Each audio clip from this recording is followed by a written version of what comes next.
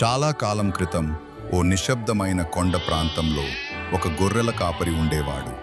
అతనికి 100 గొర్రెలు ఉండేవి.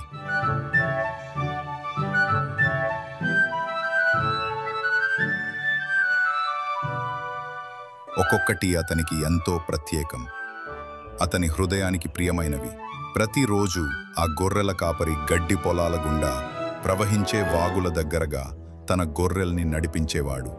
సాయంత్రం వచ్చే ముందు అన్నింటినీ సురక్షితంగా ఇంటికి తీసుకెళ్లేవాడు.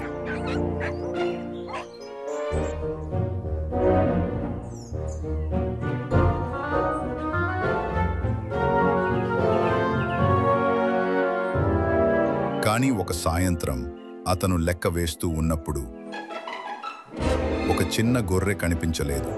కానీ ఆ గొర్రెల కాపరికి ఒక్క గొర్రె కూడా ఎంతో విలువైనది. అతను మిగతా 90 సురక్షితంగా ఉంచి చీకటిలోకి వెళ్ళిపోయాడు. రాళ్ల మీద ఎక్కుతూ, ముళ్ళు చెట్ల మధ్యగా పోతూ, పిలుస్తూ వెతికాడు. చివరకు అతనికి ఆ శబ్దం వినిపించింది.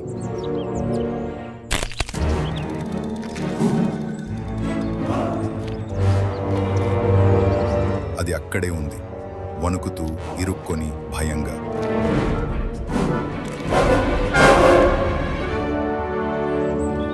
తన బలమైన చేతులతో ఆ గొర్రెను మృదువుగా ఎత్తి తన భుజాలపై వేసుకుని ఇంటికి తిరిగి వచ్చాడు. తిరిగొచ్చినప్పుడు అతని ముఖం ఆనందంతో మెరిసిపోయింది. అతను తన మిత్రుల్ని, పొరుగువాళ్లను పిలిచి చెప్పాడు, రండి, నాతో కలిసి ఆనందించండి.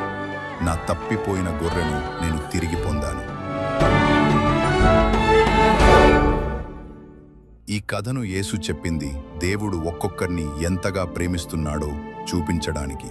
ఒక్కరైనా తప్పిపోయుంటే ఆయన వెతుకుతాడు, రక్షిస్తాడు. వారు తిరిగి వచ్చినప్పుడు ఉత్సవం జరుపుకుంటాడు.